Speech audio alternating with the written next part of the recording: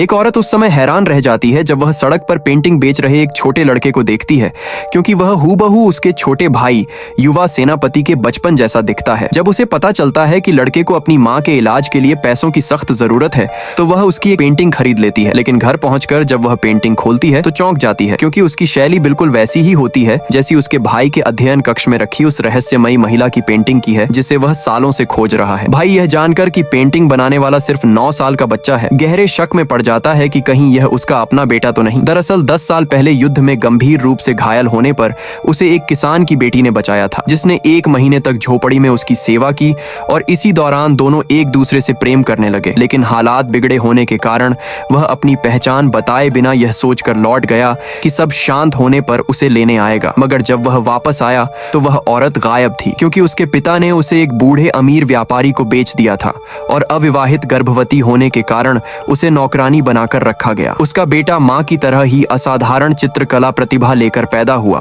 और व्यापारी ने उसकी पेंटिंग बेचकर दौलत कमाई, यहाँ तक कि उस प्रतिभा का श्रेय अपने बेटे को दे दिया। जब माँ मौत के कगार पर पहुंच जाती है और इलाज से इनकार कर दिया जाता है तो बच्चा जंजीर तोड़कर एक पेंटिंग लेकर भागता है ताकि उसे बेचकर दवा खरीद सके। लेकिन पकड़े जाने पर उसे बेरहमी से पीटा जाता है। इसी दौरान संयोग से उसकी मुलाकात अपने असली पिता से होती है और धक्का लगने पर उसके गले से जेड की वही मणि गिर जाती है जो कभी सेनापति ने अपनी प्रेमिका को दी थी। सच सामने आने ही वाला होता है, लेकिन व्यापारी बच्चे पर चोरी का आरोप लगाकर उसे सजा दिलवा देता है। बाद में जब सेनापति की बहन वही मणि लौटाती है तब उसे एहसास होता है कि बच्चा सच बोल रहा था। और अब सवाल यह रह जाता है कि क्या वह अपने बेटे और उसकी माँ को बचा पाएगा, या यह सच फिर से ताकत और झूठ के नीचे दबा दिया जाएगा।